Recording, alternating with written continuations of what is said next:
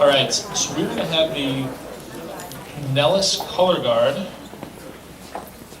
So if everyone would please rise. Stand by. Put. And put. Put. Huh. Forward. Huh.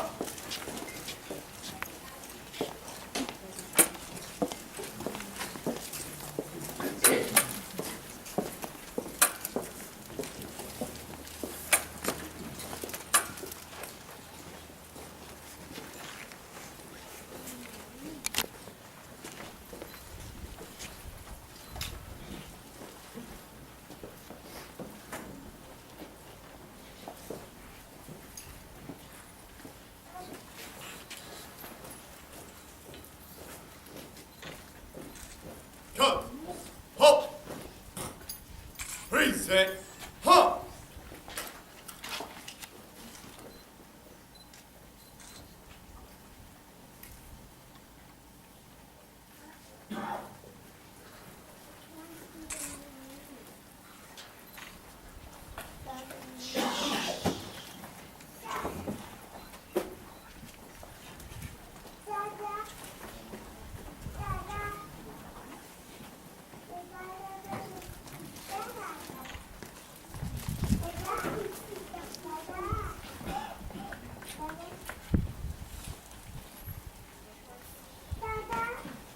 Halt. Huh. Cut. Cut turn. Halt.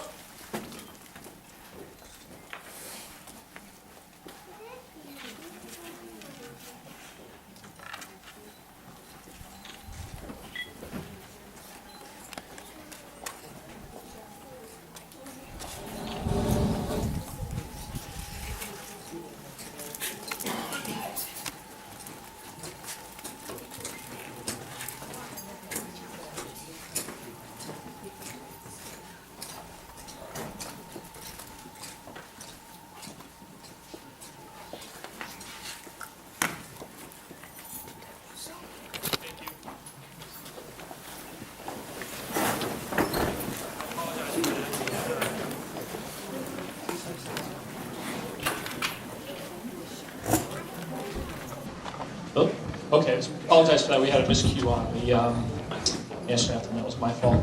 So we appreciate the color guard coming out. Am I really loud? Is it good? Okay. All right, I'd like the chaplain to come up and say a prayer for us. I invite you to bow your head with me as we invoke a blessing on this ceremony. Most good and most gracious God, on this beautiful morning we gather to lay a new tile in memory of those who have served our country, soldiers, Marines, airmen, sailors who dedicated their lives to defending freedom. In this majestic location, surrounded by these glorious red rock formations, we are reminded of your magnificence and majesty, O Lord. Your impressive handiwork stands as a reminder that we can turn to your power, your grace, your love in times of need. As we have laid this tile, may it and the other markers here remind us of service rendered so we may ever be grateful. May the tile mark their legacy both in stone as well as in our hearts, so that we may live our lives in a way that honors them. And may this be a sacred spot wherein we come to reflect and, if necessary, heal in the solace whispered to us herein. Bless our speakers this day that they may share what's in their hearts and open our hearts and minds to receive what they have to say. May what we do and say here bring honor to those who've served and to you, O Lord, the source of all good things. We pray in your holy name. Amen.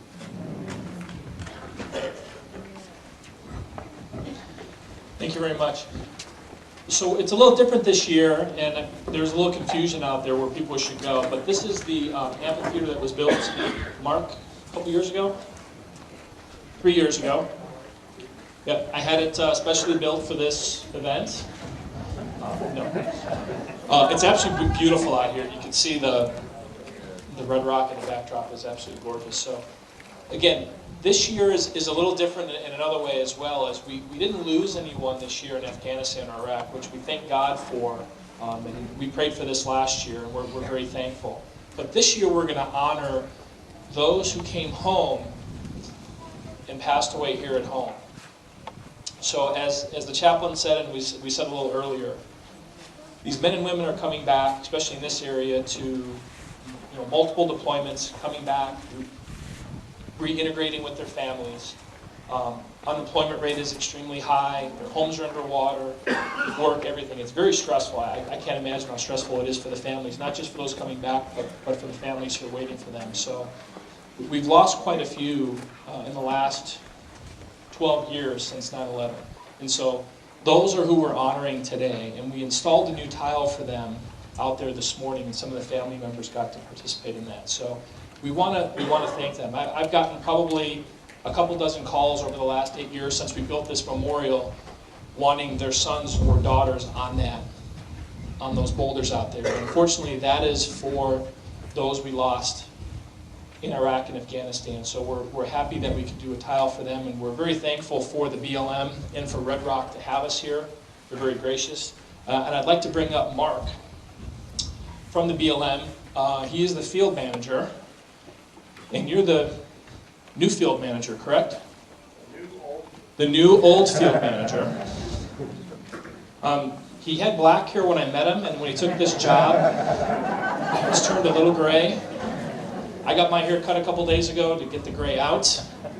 I'll give you my barber's name. This is the funnest job I've ever had. It's not even a job. I'd like to welcome everybody here. What a beautiful morning, isn't it? Just a few months ago, we had a naturalization ceremony outside here in January. It's a gorgeous morning, a bit chilly, so we plan to use this amphitheater a bit more. But at any rate, good morning again. And on behalf of the Bureau of Land Management and Eric Kurkowski, he's our Associate District Manager. Eric, where are you? Way in the back. And Robbie McAvoy. Robbie's our Assistant Field Manager for Red Rock. We'd like to welcome all of you. How many of you have been here before? Good. And we'd like those who have not visited, please come back again. As Phil said, this is a beautiful area. Just a couple of brief but very important points. First of all, Eric, Robbie, and I just want to make you aware that our district office and staff have been highly supportive of hiring returning veterans through a number of different innovative programs. During the past few years at our district office, we've had veterans work in our lands and realty program, our recreational program, and at Red Rock. We've had a crew of 4 vets, Robbie, or 3. Our architects who have been working at Red Rock, for example, during the past 2 years, documenting early Native American sites, almost 10,000 acres, in support of our archaeology and cultural resources program. So they have put those mapping and GPS skills to good use, let me tell you. So if you have any questions about some of these opportunities that we have for returning veterans, please come see me, Eric, or Robbie after this morning's program. As Phil said, if you look behind me, it's not difficult to see why Red Rock was designated a National Conservation Area, a national treasure back in 1990. In closing here, we know this morning is a very solemn occasion. And if you look behind me, the natural and scenic beauty of this place, Red Rock, offers a special place for all of us to come together to reflect, to celebrate, and also pay tribute. So again, we'd like to thank all of you, the veterans, returning veterans, the families who have supported them, for all your contributions that you have made to this country. And on behalf of the Bureau of Land Management, our warmest welcome to all of you. Thank you.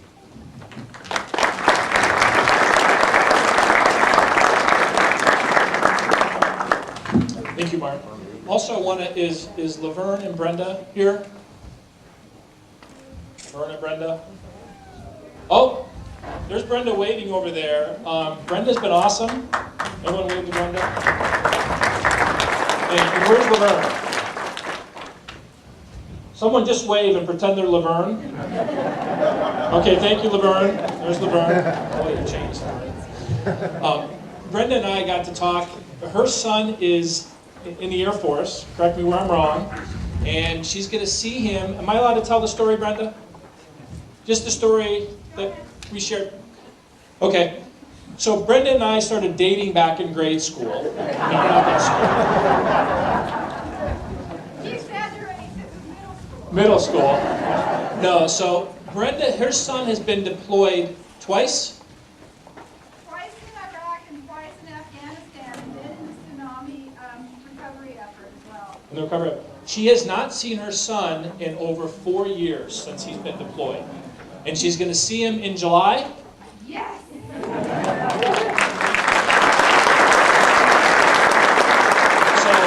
When Mark says that he hires veterans, he also hires veterans' moms. Am I right? So thank you. And if you see Laverne, tell him, not you, Laverne, the other Laverne, tell him thank you, because they've been awesome. Red Rock has just been awesome. So I want to bring up Sonia. She's from Governor Sandoval's office, and as everyone known who's been here the past several years, the governor has been here every year, including before he was governor. And he called me up a couple days ago with a big dilemma. So the 593rd was coming back today, and he wanted to greet them in Reno when they came back. And so he called me and says, listen, I've got my plane ticket. I haven't missed yours, but I also haven't missed when a deployment comes back. And I said, Governor, stay there. I will let everyone know that you're always here. He's very, very supportive of the military, and he's a great guy. I've gotten to know him very well. And so Sonia, I'd like her to come up, and she has a letter from the governor she'd like to read. Good morning.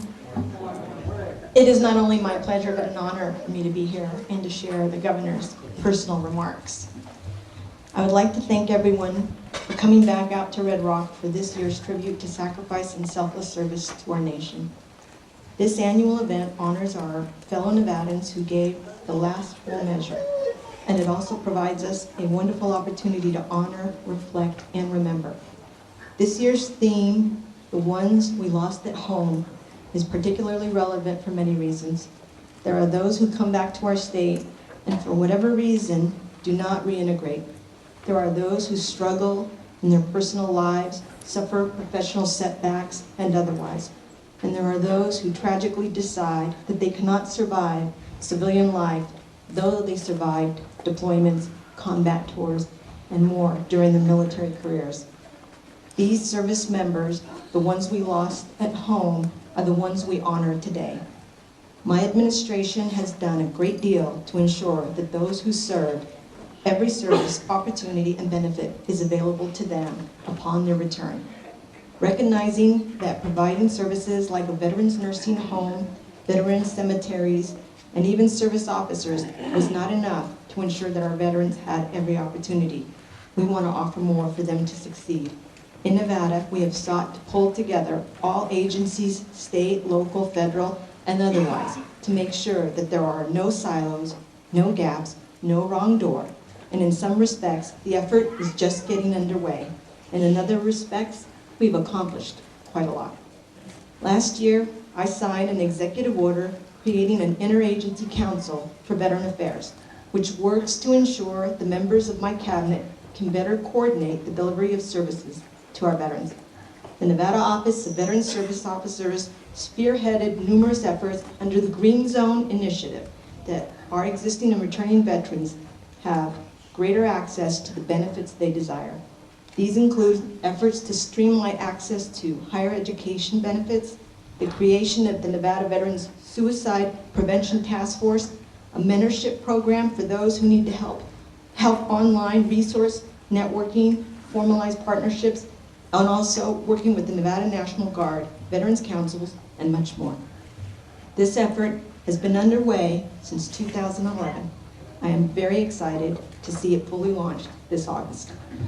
Thankfully, Nevada has not lost another Native son or daughter since the last time we gathered here. However, we must now do everything that we can to ensure that those who come home to us are provided every opportunity to succeed. As our nation's military begins drawing down after 10 years of war, we owe them nothing less than the enormous level of service and sacrifice that they willingly gave for us.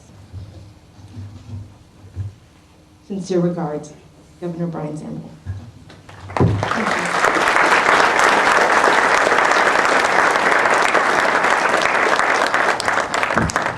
So to sum that up, he really cares about the veterans, and he's doing a lot. Is that right? Absolutely. Okay. So next we have Michael Klein, if I pronounce that right? And he's from Senator Reed's office. Senator Reed couldn't be here. I think he is at one of the firing ranges practicing some of his... is that where he's at? No, he's not. But no, so he's here, and he came here very short notice. There was a mix-up on getting a hold of his office, and so he, on the last minute, he wanted to be here. So we're glad that he's here, and I know he has a few remarks from the Senator. Thank you. Good afternoon, everyone. My name is Michael Klein. I myself am a combat veteran, served 4 years with the Army, 2 tours in Iraq. And events like this do mean a lot to me, as I have lost fellow brothers in arms in combat. So the Senator has asked me to share some remarks.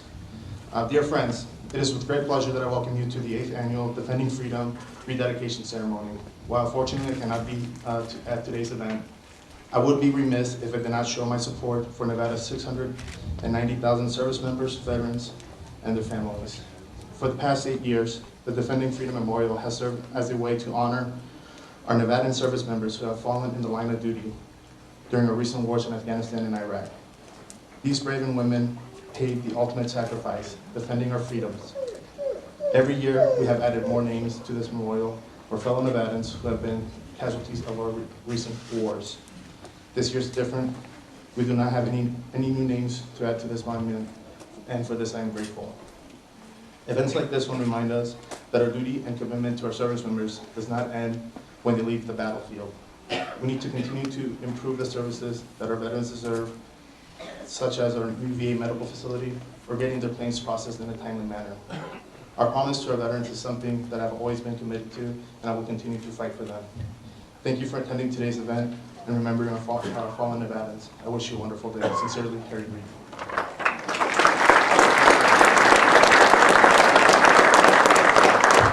Thank you, Michael. He did much better than the Senator would have done, so thank you. And we want him back next year. Want him back next year, Michael. Agreed?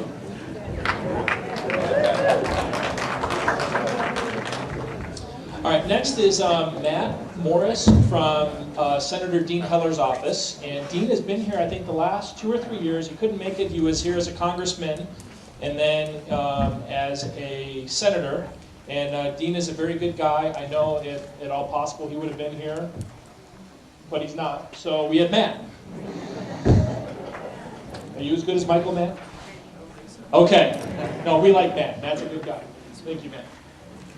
It's always great to be introduced by Phil. You never know who you are or where you're from. Thank you, Phil. As he did mention, though, the Senator has been here in years past, and I've been here in years past as well. And Phil and his team, they put a great deal of heart into this, and we certainly appreciate that because we can never do enough. Later this month, we're going to celebrate and recognize Memorial Day, and it's going to be another chance for us to thank our veterans, their families, and those who have made the ultimate sacrifice. But we really can never do enough. This needs to be a year-round thing, and I think that that's something at the heart of what Phil is. So, the Senator couldn't be here, but he does have some remarks that he'd like for me to share on his behalf. Dear friends and distinguished guests, I am profoundly humbled to have this opportunity to share a few thoughts with you as a part of today's ceremony. We're gathered here today at this sacred memorial to honor the sacrifices of our fellow Nevadans, those who have made the ultimate sacrifice in order to defend liberty. The courageous heroes whose names are enshrined here represent the very best of Nevada, the very best of America, and the very best of humanity. In the face of tyranny and oppression, they gave their all, and they did it willingly so that we could enjoy liberties and freedoms unlike any other nation on earth. While nothing we can say here today can begin to fill the void they have left behind, it is our duty to ensure that their stories are not forgotten. And that is why this memorial is so important. It provides us an opportunity for us to keep the memory of these fallen patriots alive in the hearts of those whom they died to protect. May we take this opportunity to reflect upon the dear price that has been paid for America's freedom, and may we renew our commitment to those who are currently in harm's way and who are returning home from the field of combat, as well as their families. They are true American heroes, and we owe them a debt of gratitude that can never be repaid. I extend my deepest appreciation to each of you for attending today and for participating in this solemn ceremony. May God bless and protect our troops, our veterans returning home, and their families, and may He continue to bless this great nation. Sincerely, Dean Heller, United States Senator. Thank you.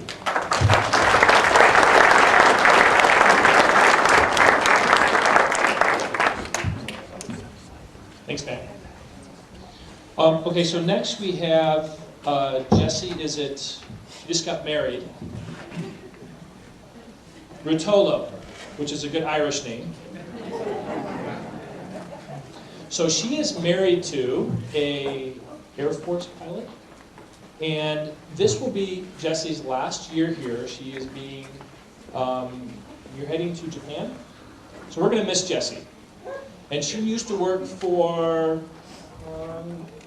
Congresswoman Berkeley, who, by the way, I saw Congresswoman Berkeley, and she's actually very involved. She's been here several years. I actually saw her at the grocery store. She looked at me, and I said, "Do you remember who I am?" And she does the typical politician thing. I know you from somewhere. She doesn't know me. But anyways, so I reminded her of who it was, and she's like, "Oh, of course, of course, of course." And so she's very sweet. And I wish her well. I'm not sure what she's doing now. She's enjoying family time, and I'm sure she'll be a lobbyist soon. So I'd like to bring in Jessie, and now she is working for Congressman Horsford, who is the new congressman in District 4, new District 4. And so that district is, I'll let her explain. So we're Jessie, thank you. Good morning, everyone. Like Matt said, you never really know how you're going to get introduced here, but always happy to be here. I believe this is my 4th year here, and this event is very special, as you all know. I was thinking back to last year, and I remembered that it was just a few weeks before my husband was to come home from Afghanistan. And just being here reminds me of how lucky I am that he is home and I'm able to enjoy that, and it's just very humbling to be here. So, as Phil mentioned, I'm here on behalf of Congressman Horsford, and I do also have a message from him that he'd like me to share with you. Dear friends, as the representative for Nevada's 4th Congressional District, it gives me great pleasure to honor our veterans and our Gold Star families of Nevada. I want to thank all veterans for their bravery on behalf of the United States of America. Their sacrifices to preserve our freedoms have inspired generations of Americans, and their service must never be forgotten or dismissed. I am personally inspired by the selflessness and devotion of the veterans who have fought for our nation, particularly those who gave the ultimate sacrifice.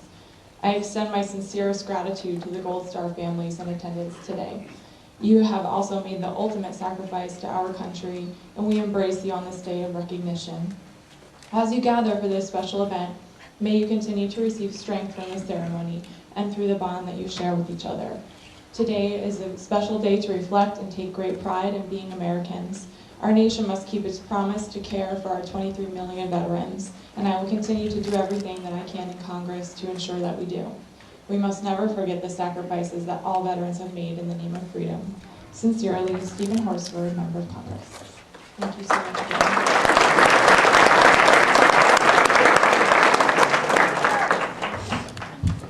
Okay, so next I'm going to introduce Kim Poole. She is from Congresswoman Dina Titus' office, and the Congresswoman has been here years past, I believe, and then she left office and then she's back. And I noticed Kim was actually trying to sneak out of here after the first couple introductions.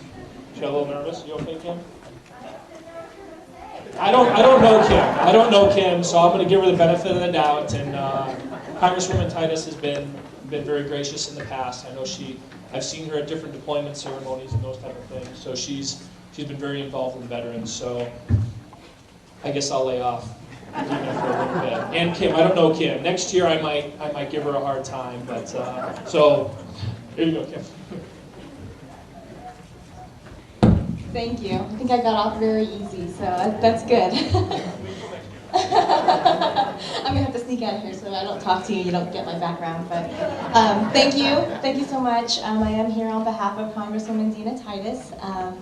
She unfortunately couldn't be here today, but we talked about this, and veterans are very, very important to the Congresswoman. She serves on the Committee for Veterans Affairs, and so she's constantly working on new bills, legislation, working to make sure that the services provided to our service members and the veterans, once you come back, that you're treated with the respect and honor that you have rightfully earned.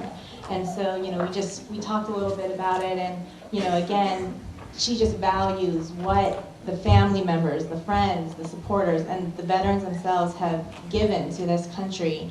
And like everyone else has said too, it's never enough. We just can't thank you enough. So on behalf of the Congresswoman, I have something a little bit different. I actually have a certificate of congressional recognition that we want to present to the Nevada Benefits Foundation and Phil Randazzo for all your efforts, with this 8th annual Defending Freedom Memorial ceremony.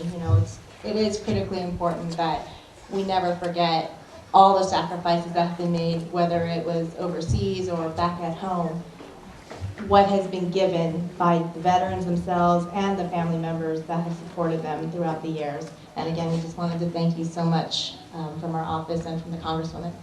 Thank you.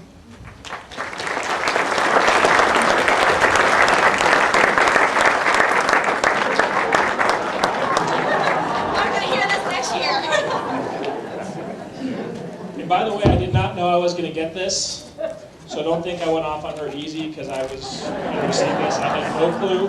This wasn't pre-done. Thank you. I will make note to the other congressmen and congresswomen that I did not receive anything.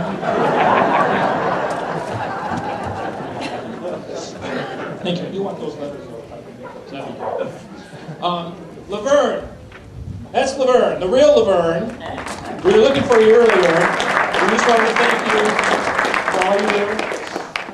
It's not quite as cute as Brenda, but that's okay. Next person we have up is, I've become pretty good friends with State Senator Mark Hutchison, and he couldn't be here today because they're in session right now, and if anyone's ever watched the news, they're battling over, I'm not really sure what they're battling over, but I'm sure we'll all feel much better when the session's over. But he invited Assemblyman Wes Duncan, who is in the Air Force Reserves, and he is much better looking than Mark and taller. I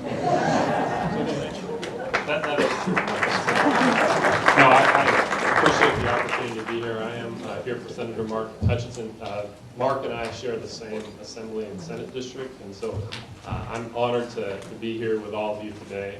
And I want to also just thank all of our veterans. I went to Iraq in 08, 09, and my wife is still an active duty Air Force nurse, and she's served in a couple theaters as well. And I just want to extend my thanks to all of you who have served or have children or family that are serving. It's an incredible sacrifice that everyone undertakes, and so very appreciative of that. Again, this is just an honor to be here. This is a moving place to be. It's such a beautiful landscape to be behind, to honor people we've lost who served our country. So, we're so happy that we haven't lost anyone overseas in Iraq or Afghanistan or the other theaters that we've been in, but I just want us to take time to remember, too, that the 7 Marines that we lost in March at the Hawthorne Army Depot in northern Nevada, 8 were badly injured there, and so we just remember them, keep them in our prayers, and thanks again for allowing me to be here. One of the things that we have moving through the state legislature right now, and Senator Hutcherson was the main sponsor, I was a co-sponsor of it, is a bill that will allow us to name buildings, roads, state parks after our fallen heroes. So that's moving through the legislature right now, and it's just an important thing, I think, for the moral force of our state to be able to remember those folks and to be able to keep their honor alive. Just in closing, and this is one of the inscriptions that's on the rocks at the memorial. It was General George Patton who said this. He said that it's wrong to mourn the death of men and women like these. Rather, we should thank God that such men and women lived. And I think that is true, that we are all standing on the shoulders of people that came before us to fight for our freedoms and our liberties, and we're thankful for their sacrifices. So thank you again for being here, and God bless you guys. We'll see you.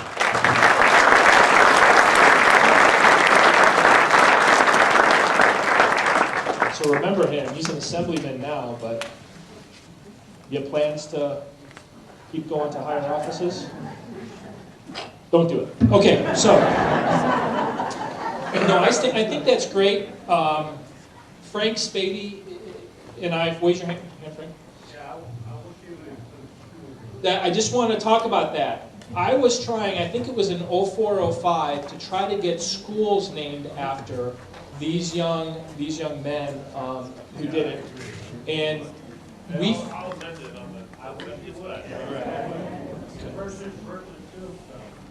Yeah. So we fought and fought and fought, and Frank was there. We went to meeting after meeting after meeting, and they told us no, they couldn't do it. They couldn't do it. It was a whole bunch of crap. I won't say what I want to say for the sake of young children and politicians. But please include that, because there's a lot of young men I could see that should be on names of schools to be out there. So I think we should definitely do that. So great. So I want to bring up Adam. He's here from the Marine Corps. And what is your? Okay, great. So Adam is here to speak on behalf of Marine Corps. Thank you. Afternoon, Congressman Colonel. Afternoon, veterans, veteran families. I'm Captain Adam Franco. I'm stationed on Nellis Air Force Base. There's a reserve company there. I'm the active component at that reserve company. And that reserve company, their last deployment was during the OIF-1 initial invasion. And then subsequently since then, they've done training missions to Belize, Israel, down to Partnership of the Americas in Florida. So they're a very active unit. This next year we're going to out to Camp Pendleton to train with the Japanese and the Aussies. So they're a very active unit, very well trained. But I didn't know what I wanted to say here today. So I seek guidance from my wife, and she said, tell the story about September 11th. So my father was a firefighter in New York, and on September 11th, we lost a lot of friends, a lot of family members, everything. So fast forward 10 years later, I'm in Afghanistan on my second combat deployment, and September 11th, I'm walking up to the COC right before an air assault to get my last little intel data dump, and my best friend Austin Johnson walks out. He's an intelligence officer. And he says, I'm like, hey, what's going on the objective? Because they've been watching me now for 5 hours. And he says, Lisa's in labor. I'm like, you can't tell me that right now. I'm about to get on a helicopter and go fly into, some desert compound. So we came up with a couple code words that he was going to send over the radio, how things were going. Luckily, not for Lisa, 8 hours later, she was still in labor. I got back, she had her C-section, and our son Jackson was born. That's him up there. It is.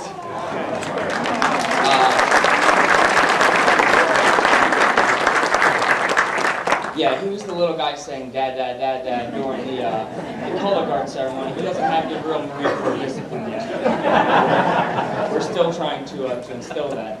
But he turned a day for my family that was terrible into an amazing day. So he was born on September 11th. So I just wanted to say thank you to everyone that's here today. For all of the veterans that are here, you have to get linked in to the VA. You have to do it. You got to get linked into the Marine Corps Elite groups and those adjacent service groups because they are the network that you need, and that's how you combat these things like PTSD and stuff like that are coming up. It's having that brotherhood to fall back on. So thank you, everyone. Really appreciate being here. If you ever need anything from the Marine Corps, please never hesitate to come on Nellis Air Force Base. They put us in the middle of Solo Field and the building with Marines, but always feel free to come by. Thank you.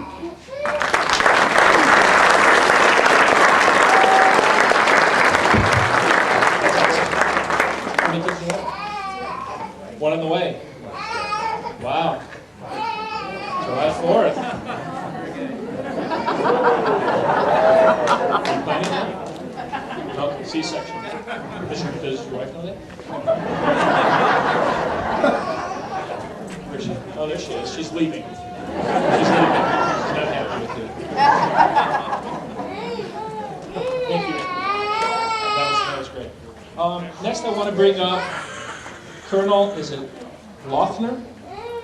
Lautner. So Colonel Lautner is here, and you are with the 6th U.S. Army Recruiting Brigade. Yes, sir. So thank you. Yes, sir. Good morning. Good morning. Before I start, this is the first time that I've been here, and I've been in town for a year and a half. My wife and I leave here in about a month to go back to what we normally do. It's been a blessing to be here. I'm honored and humbled. But when I look out into the audience, I see a whole lot of vets. And I got to tell you, before I say my remarks, I can't say enough for everything that all of you do to those who have sacrificed. I myself am a grandson, a son, a nephew, and a brother. I didn't learn until a couple years ago that my grandfather was in the 506 Parachute Infantry Regiment, 101st Airborne Division, fought at Normandy, Bastogne, and Holland, to name a few. And then my father retired from the Navy in '64, was a submariner for 22 years. My mother was a WAVE, and for those of you who don't know what those are, that's Women's Auxiliary in the Navy in the 50s. My two brothers were in the Air Force, and my two uncles were in Vietnam, both Purple Hearts. So my hat to you. And God bless every single one of you and your families, because behind you are your families, and none of us on the face of this earth would be where we are if it weren't for those who are standing behind us. So thank you and your families.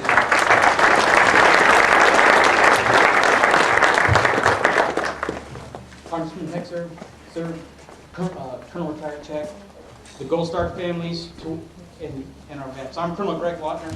Like I said, I command the 6th Recruiting Brigade that's located here in Las Vegas. As leader of the Army's recruiting force covering the western United States from the Rocky Mountains to the Pacific Rim, but more specifically here today in the state of Nevada, I'm well aware of the sacrifices made by the service members and the families that stand with them in their service to our great nation. A memorial to our fallen military folks out there, and the tile added today to the dedication walkway represents their sacrifice. The center stone of the military memorial provides us a fitting quote, and I think you'd already mentioned it, from General Patton, but I'll say it again so we don't forget. Defending freedom. It is wrong to mourn the death of men like these. Rather, we should thank God that such men live. So I'll say that again. And below that quote is the phrase in capital letters with special emphasis that reads, "All gave some, and some gave all." Indeed, all members of the military and all military family members gave something, and they continue to give. No matter their branch of service, no matter where they served an active duty or a reserve component, they give of their time, their talent, and most importantly, their treasure to defend our freedom.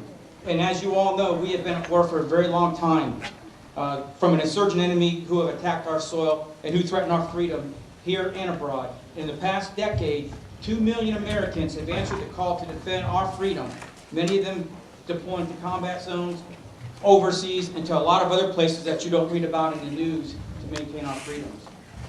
During the same period, my own brigade enlisted over 10,894 Nevadans into the Army, the active Army, and the Reserve. And that doesn't even include the other young men and women of this great state who chose to join our sister services. So when we think about that, that's magnificent. Because when you think about it, coming up in 2013 and 14 is the 40th anniversary of our all-volunteer force. And that's just from Nevada alone.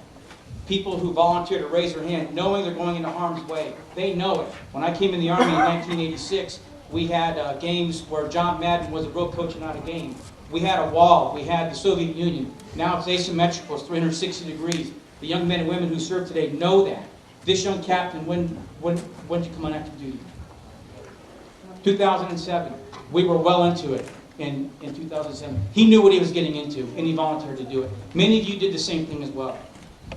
Some have given their lives, while many others have returned wounded in body, mind, and or spirit. The after effects of their service play out today in the form of such things as depression, bipolar disorder, post-traumatic stress disorder, and substance abuse. Some struggle physically with burns and amputations. Others face intangible struggles of impaired relationships, financial hardships, and other legal or social challenges. And like I said before, and I'll say it again, and behind each and every one of them, standing off the waiting in the background, are the unsung heroes, the heroines and oftentimes unvoiced victims of war. Our family members, the parent or spouse who kept the household going while the warrior was off to war, paying the bills and maintaining the home, raising children, and those children missing their mother, their father, who are worried for the safety of their military mommy or daddy who are far away in harm's way, the brother or the sister whose unconditional bond is often tied but never broken. And we honor today with the laying of these dedication walkways, tiles, the service of all military members of our community and the unsung heroes who supported them, stood behind them and loved, prayed, and otherwise supported them in their background. Now, we don't need to look any further behind us, but this picturesque landscape around us is dry, desert-like, but it's not dead. It's very hot here, as you all well know, and especially in the summer, but it's still full of life. The sky is strikingly blue against the landscape and the sun shines brightly. The lives of our military members and families are the same way. They are under intense heat and pressure at times, but life can be full and rich despite the heat. Like the cacti that are out here before you, they still flower and life goes on, especially when they have our support. And these markers that you saw earlier denote the beginning of a hiking trail. The service of these individuals we honor today marks and informs the beginning of the rest of our lives and the beginning of their legacy in our lives.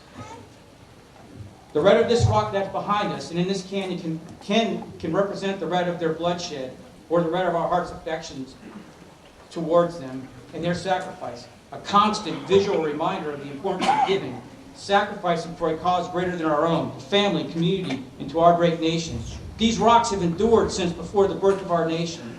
And may the sacrifices of those memorialized here today, as well as our own, outlive us as well. And you will notice on the military memorial stones names representing numerous ethnicities. Also represented are various ranks, our junior enlisted, our non-commissioned officers, our warrant and our commissioned officers. Hardship occasioned by military service and the sacrifice needed to conquer hits us all, regardless of our color, our ethnicity, our gender, our branch of service, or our rank. Such universality in the struggle to be a free society, as reflected in these red stones, calls upon each of us to consider all part of our family, to be a true community and care for each other. May we hear this call and depart with it in our hearts today. And I enjoy each of you to dedicate more than a tile this morning. And yes, we honor them with their names etched on a stone and the memory of all engraved on a tile. But more importantly, may we leave with their legacy engraved in our hearts. So again, thank you very much for blessing me with the opportunity to participate in this great event. And may God bless each and every one of you. Thank you very much.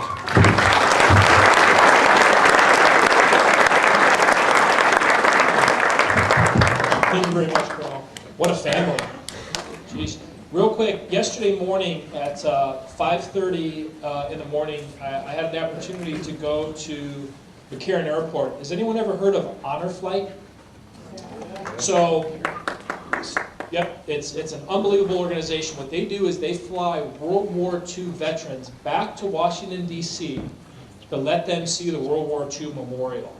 And so there was 35 of them between Southwest Airlines, they donated flights, and then an organization that I'm part of called the Nevada Military Support Alliance donated money for these gentlemen and